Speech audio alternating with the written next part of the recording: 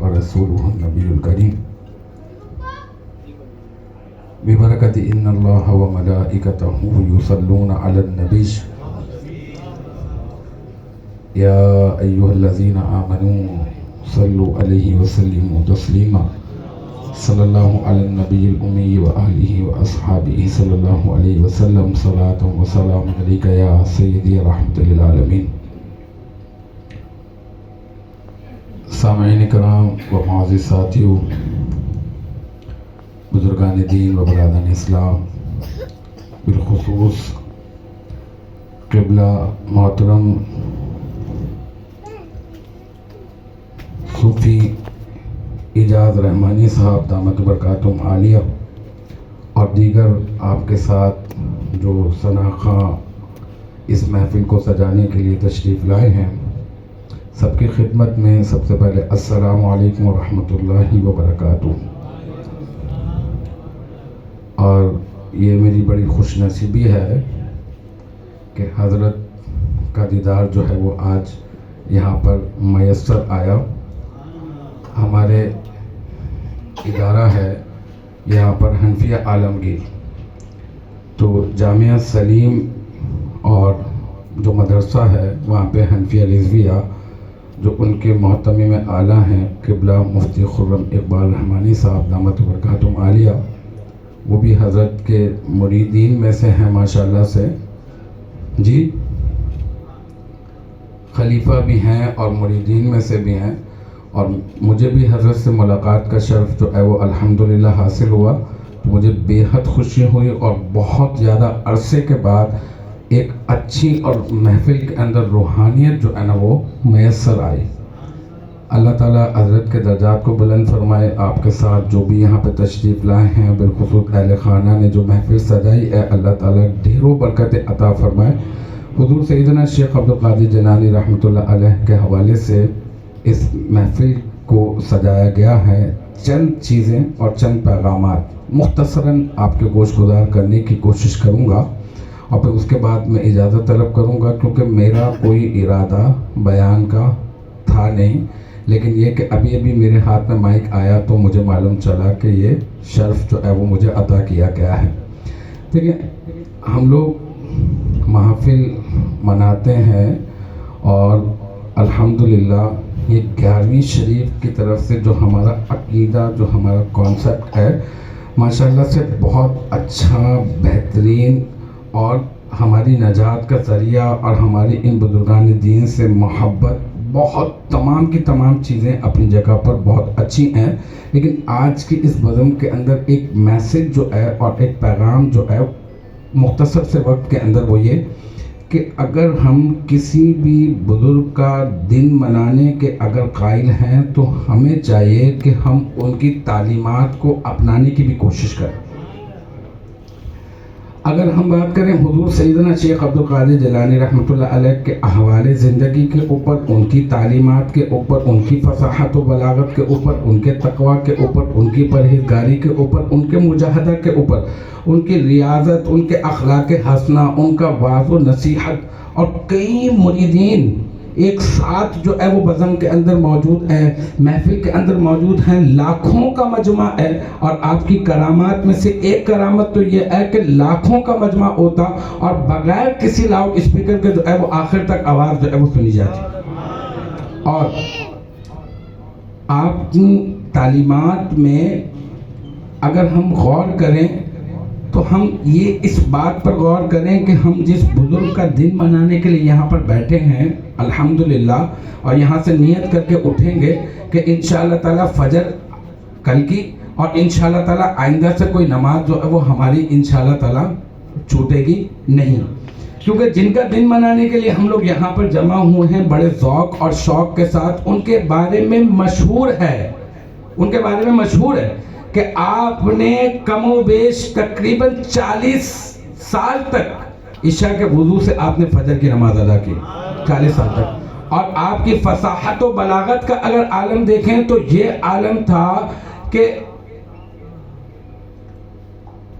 ابو العباس بغدادی رحمۃ اللہ علیہ وہ فرماتے ہیں کہ امام ابن جوزی ایک معروف شخصیت اور ایک فصاحت اور بلاغت رکھنے والی شخصیت جو خود بہت جو ہے وہ علمی شخصیت کا عامل ہو، ان سے ابو العباس بغدادی رحمۃ اللہ علیہ نے کہا کہ چلیں آج حضرت کا آواز سننے کے لیے جاتے ہیں. بہت قابل غور بات ہے، سماعت کیجئے گا. تو امام جوزی کے ساتھ وہ حضور سیدنا شیخ عبد القادر جیلانی رحمۃ اللہ علیہ کی محفل کے اندر چلے گئے. آپ جب وہاں پر گئے ہیں تو حضور غوث الاعظم نے قرآن پاک کی ایک آیت کی ایک تفسیر بیان کی تو حضرت ابو العباس بغدادی رحمۃ اللہ علیہ نے امام جوزی کی طرف یوں کر کے اشارہ کیا کہ یہ تفسیر پہلے سنی ہے کیا تم نے؟ کہا ہاں ہاں یہ تو میں نے سنی ہے، سن رکھی ہے میں نے. پھر حضور غوث الاعظم نے اسی ایک آیت کی دوسری تفسیر بیان کی. امام ابن جوزی نے پھر کہا یہ والی آیت کی یہ والی تفسیر سن رکھی ہے کیا؟ کہا ہاں یہ بھی سن رکھی ہے. پھر اسی طرح سے تیسری، چوتھی، پانچویں، چھٹی، ساتویں، آٹھویں، نویں اور 10ویں اور 11ویں تقریباً 11 تک حضرت ابو العباس بغدادی رحمۃ اللہ علیہ امام ابن جوزی سے یوں ہی سوال کرتے رہے، بتاؤ یہ سن رکھی ہے؟ ہر مرتبہ یہی جواب آتا، ہاں ہاں یہ تو سن رکھی ہے، ہاں ہاں یہ تو سن رکھی ہے. ہاں. اور اس کے بعد سے جو سلسلہ تھا حضور غوث الاعظم نے 11 کے بعد کم و بیش 40 تک اس آیت مبارکہ کی تفاسیر بیان کی. اور ہر مرتبہ ابو العباس بغدادی رحمۃ اللہ علیہ پوچھتے 11 کے بعد، اے جوزی بتاؤ یہ سن رکھی ہے کیا؟ وہ کہتے نہیں، واقعی میں نے اس سے پہلے ایسا علم نہیں دیکھا. اور بالآخر امام ابن جوزی جیسی شخصیت نے حضور غوث الاعظم کی فصاحت اور بلاغت اور علم کو دیکھ کر، اور عالم یہ تھا کہ آپ نے وشک کے اندر آ کر اپنا کرتا پھاڑ دیا تھا، جو مبارک آپ نے اپنا جو ہے وہ چاک کر لیا تھا. اور پھر مختصر سے وقت کے اندر میسیج دیتے ہوئے میں کہوں گا، قرآن کی جو آیت مبارکہ میں نے تلاوت کی، اے فَاذْكُرُونِي أَذْكُرْكُمْ وَاشْكُرُونِي وَلَا تَكْفُرُونَ، تم اللہ تبارک و تعالی نے ارشاد فرمایا، معروف آیت مبارکہ ہے، فَاذْكُرُونِي وَلَا فَاذْكُرُونِي أَذْكُرْكُمْ، تم میرا ذکر کرو میں تمہارا ذکر کروں. یہ اللہ تبارک و تعالی نے قرآن مجید فرقان حمید میں ارشاد فرمایا. اور یہ بڑی سعادت کی بات ہے.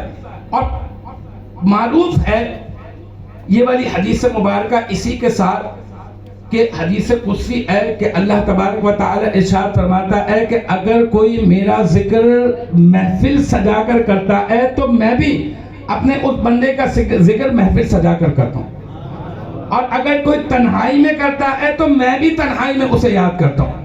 اور پھر ذکر کی کرنے کی بدولت، اللہ کے احکامات کی بجا آوری کرنے کے بدولت بندہ اس مقام اور اس مرتبے پر فائز ہو جاتا ہے کہ اسے اللہ تبارک و تعالی کا قرب حاصل ہو جاتا ہے. اور پھر اللہ تبارک و تعالی کا جب قرب حاصل ہو جاتا ہے، اللہ کی محبت حاصل ہو جاتی ہے، تو اللہ تبارک و تعالی سب سے پہلے اپنی بارگاہ کے اندر حضرت جبریل امین کو بلاتا ہے اور کہتا ہے، اے جبریل انی احب فلان، مجھے اس فلاں بندے سے محبت ہو گئی ہے، فلاں بندے سے بیٹھا ہے ذکر کر رہا ہے. ہو سکتا ہے کہ تنہائی میں کر رہا ہو، کسی کو بھی خبر نہ ہو سکتا ہے کہ بند کمرہ ہو، لیکن وہ جانتا ہے جو شہرک سے بھی زیادہ قریب ہے. وہ جانتا ہے کہ جس نے وَلَقَدْ نَعْلَمُ وَلَقَدْ خَلَقْنَا الْإِنسَانَ نَعْلَمُ مَا تُوَسْوِسُ بِهِ نَفْسُهُ کہا ہے، کہا کہ ہم نے انسان کو تخلیق کیا ہے، اور یہ جو دل کے اندر اس کے وسوسہ سا آتا ہے نا، جو دل میں خیال آتا ہے، وہ بھی اس کے بارے میں بھی ہمیں علم ہے. اللہ تعالیٰ شہرک سے بھی زیادہ جو ہے وہ قریب ہے، وہ جانتا ہے، اور اسے معلوم ہے کہ اس کا کون سا بندہ کس نیت کے ساتھ کہاں پہ بیٹھ کر کس طرح سے ذکر کر رہا ہے. بس جب اللہ کا بندہ جب ذکر کرتا ہے تو اسے قرب حاصل ہو جاتا ہے، اور قرب کی بدولت اللہ تعالیٰ کا محبوب بن جاتا ہے. اور جب اللہ کا محبوب بن جاتا ہے تو اللہ تعالیٰ حضرت جبریل امین علیہ السلام کو پہلے اپنی بارگاہ میں بلا کر فرماتا ہے کہ اے جبریل انی احب فلانا، مجھے اس فلاں بندے سے محبت ہو گئی ہے. کہا یا باری تعالیٰ میرے لیے کیا حکم؟ کہا اے جبریل میں اسے اپنا محبوب بنا چکا ہوں، اب تم بھی میری سنت پر عمل کرتے ہوئے تم بھی اس سے محبت کرنے لگ جاؤ. حضرت جبریل بھی محبت کرنے لگ جاتے ہیں. یہ جو آج ہم دن منانے کے لیے بیٹھے ہیں نا، حضور سیدنا شیخ عبد القادر جیلانی رحمۃ اللہ علیہ کا، یا اعلیٰ حضرت احمد رضا خان بریلوی رحمۃ اللہ علیہ کا دن جو منایا جاتا ہے، یا خواجہ معین الدین چشتی اجمیری رحمۃ اللہ علیہ کا دن جو منایا جاتا ہے، یا بابا فرید الدین گنج شکر اولیاء رحمۃ اللہ علیہ کا دن جو منایا جاتا ہے، کسی بھی بزرگان دین کا آپ لے لے، نام لے لے، یہ جو دن منایا جاتا ہے آج تک جو ہم یاد رکھ کے بیٹھے ہیں، آج تک جو ذکر کر رہے ہیں، اس کا اس حدیث مبارکہ سے بہت گہرا قسم کا تعلق ہے۔ حضرت جبریل امین کہتے ہیں یا باری تعالیٰ میں نے اسے اپنا محبوب بنا لیا، اب میرے لیے کیا حکم ہے؟ اللہ تبارک و تعالیٰ ارشاد فرماتا ہے اے جبریل اب تم ایسا کرو جتنی آسمانی مخلوق ہے، جتنے ملائکہ ہیں، ان کے اندر جا کے ڈھنڈورا پیٹ دو، ان کے اندر جا کر یہ اعلان کر دو، ندا کر دو، منادی کر دو کیا کہ اللہ کو اس سے محبت ہو گئی ہے۔ جو بیٹھا تو زمین کے کسی کونے پر ہے، لیکن اللہ تبارک و تعالی یہاں اس کا ذکر فرما رہا ہے، اور حضرت جبریل امین علیہ السلام جو ہے اس سے محبت کا اظہار کر رہے ہیں۔ اب اس کے بعد تمام آسمانی مخلوق اس بندے سے محبت کرنے لگ جاتی ہے، اور پھر اس کے بعد حضرت جبریل امین علیہ السلام پھر آتے ہیں، پھر کہتے ہیں یا باری تعالیٰ اب میرے لیے کیا حکم؟ تو اللہ تبارک و تعالی ارشاد فرماتا ہے ابھی میری محبت کا تقاضا پورا نہیں ہوا، بلکہ اب ایسا کرو کہ تم جو ہے زمین پر بھی ندا کر دو، زمین پر ندا۔ اور پھر یہ جو زمین پر ندا کر دی جاتی ہے، لیکن جو اہل سزاوار سماعت ہوتا ہے، جس کو دل کے اندر اللہ تعالیٰ ان بزرگان دین کی محبت کو پیدا کرتا ہے، اور وہ کشکول جیسے ہم لوگ یوں رکھتے ہیں نا، اگر کشکول کو الٹا رکھ دیا جائے تو اس کے اندر جو بھی ڈالا جائے گا وہ گر جائے گا۔ اب کسی کے دل کی کیفیت ایسی ہو تو وہ اور بات ہے، لیکن ہاں جو اہل سزاوار سماعت ہوتے ہیں، جن کے دل کے اندر اللہ تعالیٰ اپنے ان نیک بندوں کی محبت بٹھانا چاہتا ہے، اللہ تبارک و تعالیٰ انہیں ان کی محبت کے جام سے سرفرازی ضرور عطا فرماتا ہے۔ وہ کہتے ہیں نا، آپ نے وہ مشہور و معروف سا ایک شعر جو ہے وہ آپ نے سماعت کیا ہوگا، مکتب عشق کا یہ دستور نرالا دیکھا، جس نے کیا یاد سبق اسے چھٹی نہ ملے۔ اصل میں یہ وہ بزرگان دین ہیں جو اللہ کے احکامات کی بجا آوری کے سبق کو اس طرح سے یاد کر لیتے ہیں کہ اللہ تعالیٰ چاہتا ہے کہ اے بندے اب تو اپنی زندگی کے بعد بھی تو لوگوں کو فیض پہنچاتا رہے، لہذا تو مکتب کے اندر ہی رہے، تجھے چھٹی نہیں ملے گی، اور یہ اپنی زندگی کے بعد بھی فیض پہنچاتے رہتے ہیں۔ ایک آخری علمی حوالے سے ایک آپ کی ایک گفتگو ہے، ایک آپ کی تعریف ہے ذکر کی، حضور سیدنا شیخ عبد القادر جیلانی رحمۃ اللہ علیہ کی۔ آپ نے کہا ذکر، آپ سے پوچھا گیا کہ ذکر کیا ہے۔ یہ ایسی تعریفات میں آپ کو بتاؤں عرفاء کے نہیں ملتی ہے۔ تصوف کے اعلیٰ منصب کے اوپر جو فائز ہوا کرتے ہیں نا، جو عارفین ہوتے ہیں، وہی ایسی کمال کی تعریف کر دیتے ہیں۔ جیسے حضرت رابعہ بصری رحمۃ اللہ علیہ سے کسی نے پوچھا تھا کہ بتائیں کہ اگر ایک بندہ اگر گناہ سے توبہ طلب کرے اور وہ اپنے رب کی بارگاہ کے اندر نادم و پشیماں و شرمندگی کا اظہار کرے، اعتراف کرے اپنے گناہ کا، اور کہے یا باری تعالیٰ میں تجھ سے توبہ طلب کرتا ہوں، تو بتائیں کہ اللہ تعالیٰ اس کی توبہ کو قبول کرے گا یا نہیں؟ تو حضرت رابعہ بصری رحمۃ اللہ علیہ نے بڑا خوبصورت جواب دیا تھا۔ آپ نے کہا تھا کہ اللہ تعالیٰ توبہ پہلے قبول فرما لیتا ہے، بعد میں بندے کی زبان سے کہلواتا ہے۔ اگر اللہ تعالیٰ کو توبہ قبول ہی نہ کرنا ہوتی تو اللہ تعالیٰ اپنے بندے کو توفیق ہی نہیں عطا فرماتا، ہے نا؟ وہ تو ایسا ہے نا کہ وہ چل کر اس کی بارگاہ کے اندر جاؤ تو وہ دوڑ کر اپنی آگوش رحمت میں تھام لیتا ہے، دوڑ کر۔ تو ذکر کی ایک کسی نے پوچھا آپ سے کہ حضور سیدنا شیخ عبد القادر جیلانی رحمۃ اللہ علیہ سے کہ ذکر کیا ہے، ذکر کسے کہتے ہیں؟ تو آپ نے کہا کہ اس کو غور کریے گا، مطلب ایک مشکل سی تعریف ہے، لیکن میں کوشش کروں گا کہ یہاں بیٹھا ہوا ہر شخص جو ہے وہ اس کو سمجھنے میں کامیاب ہو جائے۔ آپ نے کہا کہ دل میں حق کا اشارہ پا کر، یعنی اللہ تعالیٰ کی طرف سے ایک دل کے اندر ایک ایسے وصف کا پیدا ہو جانا، ایک ایسی صفت کا پیدا ہو جانا، ایک ایسی کوالٹی کا پیدا ہو جانا، دل میں حق کا اشارہ پا کر ایک ایسے وصف کا پیدا ہو جانا جسے غفلت مقدر نہ کر سکے۔ یہ مقدر قاف والا نہیں ہے، یہ مقدر ڈنڈی والا جو کاف ہوتا ہے، باریک کاف جس کو کہا جاتا ہے، یہ اس سے ہے۔ مقدر یعنی مطلب مٹا نہ سکے، زائل نہ کر سکے نا۔ تو کہا کہ دل میں، کسی نے پوچھا ذکر کس کو کہتے ہیں، تو آپ تعریف دیکھیں۔ تعریف، ذکر کا معنی تو یاد کرنا، کسی کا چرچا کرنا، کسی کے بارے میں بات کرنا، یہ ذکر کہلاتا ہے۔ لیکن آپ دیکھیں ایک صوفی کی بہترین قسم کی تعریف آپ فرما رہے ہیں کہ دل میں حق کا اشارہ پا کر ایک ایسے وصف کا پیدا ہو جانا کہ جسے غفلت مقدر نہ کر سکے۔ لاکھ امتحان آئیں، لاکھ مشکلات کا سامنا کرنا پڑے، لاکھ تکالیف آ جائیں، لیکن دل میں وہ حق کا اشارہ پا کر ایک ایسا وصف پیدا ہو چکا ہے کہ غفلت اسے بار بار مٹانا چاہتی ہے لیکن غفلت مقدر نہیں کر سکتی. بس اس وصف کے ساتھ آپ نے فرمایا کہ تیرا اٹھنا، تیرا چلنا، تیرا بیٹھنا، تیرا سونا، تیرا لیٹنا، یہاں تک کہ تیرا سانس لینا، سب کا سب ذکر ہے. اللہ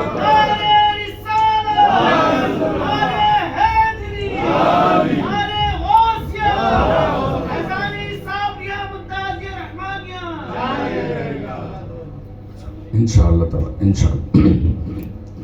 تو بس آخری کلمات میں یہی کہوں گا کہ جب ہم ان بزرگان دین کا ایام منائیں تو ہمیں ان بزرگان دین کی تعلیمات کو بھی اپنانے کی کوشش کرنی ہے.